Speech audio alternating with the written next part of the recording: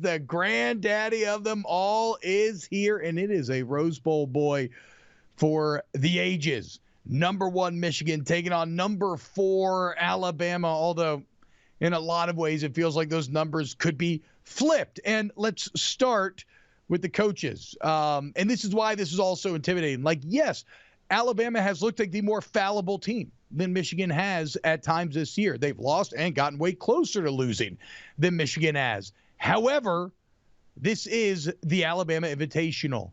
Nick Saban has 7 national championships. Jim Harbaugh has none.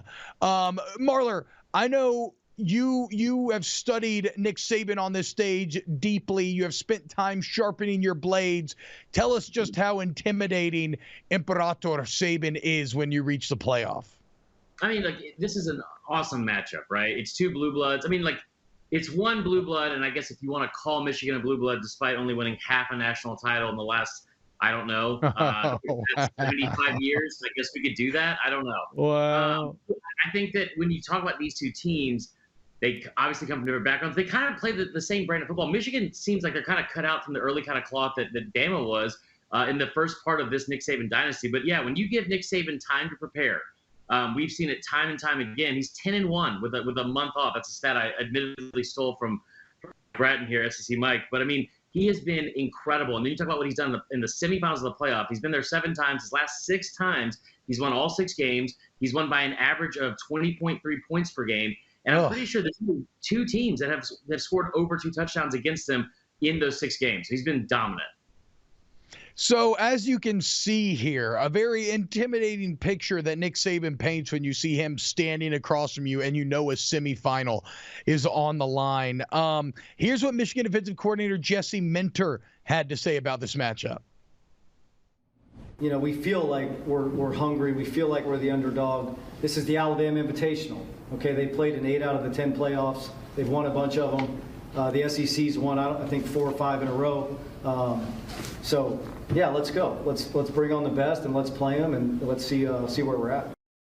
And I think that's so important here to point out Michigan feeling like the underdog, Mike, because to me it's the polar opposite of last season, where I one of the main foundational cornerstones of how Michigan got shocked by TCU last year, they just didn't take it seriously.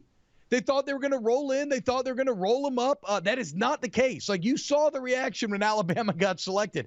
And I know that feeling because I had to watch a selection show where it was Oklahoma State on one hand and then maybe the best defense that had ever been assembled on the other, and had to watch Alabama. There was a ripple of fear and a ripple of, all right, here we go.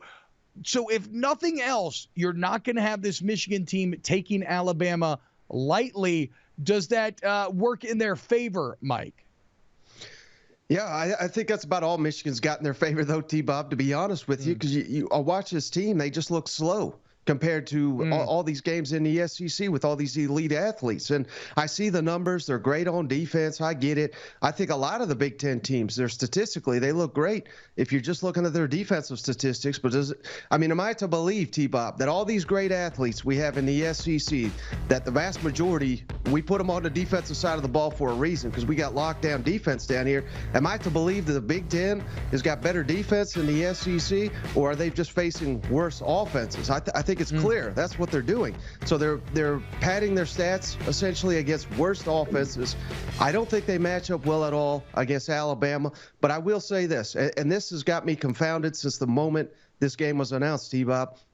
Michigan is the betting favorite. They remain the betting favorite. I have no idea why in the world that is. I'm stunned that has not flipped the other way.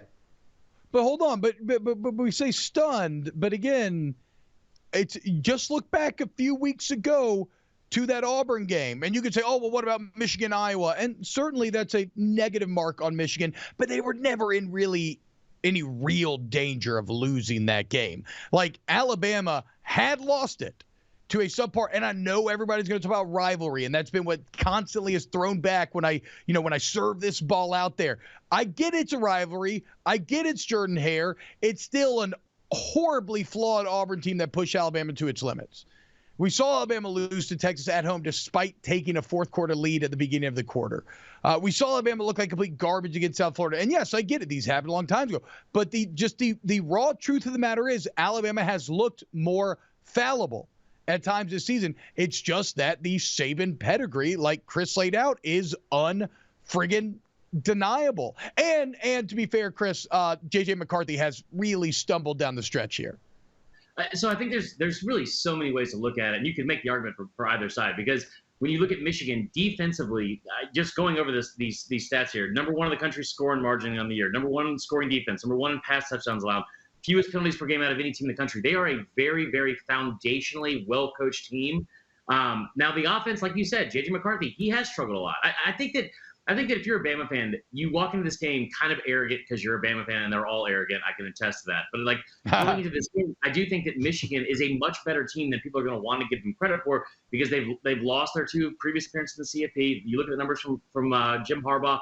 They're a very, very good football team. They're a very well-coached football team. It is very shocking to me, though, when you look at, like Mike just said, like, have they been playing worse opponents, right? In their last 5 games, I think they've only played 4 games this year against opposing defense in the top 40. And those are their last games of the season. And you look at what J.J. McCarthy, who was a Heisman frontrunner at one point in the season, 17 touchdowns in his first 6 or 7 games. He has 1 total touchdown in his last 5 games combined. I mean, like, all of the struggles they've had, especially offensively, have come when they've actually had to play somebody. And Bama has struggled a lot. You said that they are, like, Michigan's a flawed team. Bama's a very flawed team. But they are also a very, very good defense, and it's going to be very difficult, I think, on Michigan all day. Well, I mean, there's just, like Mike said, speed, right? Speed seems to be the main force in play here. And the only way I think that Michigan overcomes Alabama's speed advantage is through J.J. McCarthy. And it's interesting. I look at last year's game against TCU, and it's almost like I need the same balls to the wall performance from McCarthy, but you have to be even more perfect. You have to cut out the mistakes. I mean, you look at it, you look, and this is, if you look throughout his career, you don't see stats like this. But in last year's game against TCU, 20 of 34, 340 through the air, 2 touchdowns through the air, 10 carries, 52 yards, an additional touchdown on the ground. Now he had the 2 picks, which ended up being the difference. But like, I cannot fathom a world that he's going to be able to throw for 340, but the willingness to let him go for plays, to try to make plays, the willingness to run him. Like, I know there's been a lot of scuttle that maybe J.J. McCarthy's health is what betrayed him down the stretch here, and one of the reasons why they were so overprotective of him. And I hope that that's the case, because to y'all's point, and Mike, maybe you could speak to this, like, again, I don't, if you get in to the style of fight that Alabama wants to get you into, I don't think you're going to be able to play like you did against Penn State, where you didn't throw the ball in the second half, against Ohio State, where you're in control, but you're just not taking any risks. Like, to beat Alabama, you're going to have to engage in some risks, and I'm just unsure whether or not they're going to give J.J. McCarthy that opportunity. Right, and something to not overlook too, T-Bob. I mean, Saban has been just masterful, as always, but even particularly this year, I think more so than ever, at adjustments in the second half. I mean, they're dominating elite competition in the second half of football games. So I think that's another edge to Saban. But I will say this, right? As the biggest SEC homer out there, I've been the one driving the bus. This is a decaying dynasty. Alabama's done. I think they're the team of destiny now. But I would say, if you line up this Alabama team against like the last 10 in some kind of fantasy realm, I do think this is probably the weakest of the last 10. So yeah, I do think Michigan is going to get outclassed by Alabama, but at the same point, this is not Alabama of old loaded with future NFL stars. There's several on here, but not as loaded as they typically are. So who knows? We could be getting into an all-time Rose Bowl here.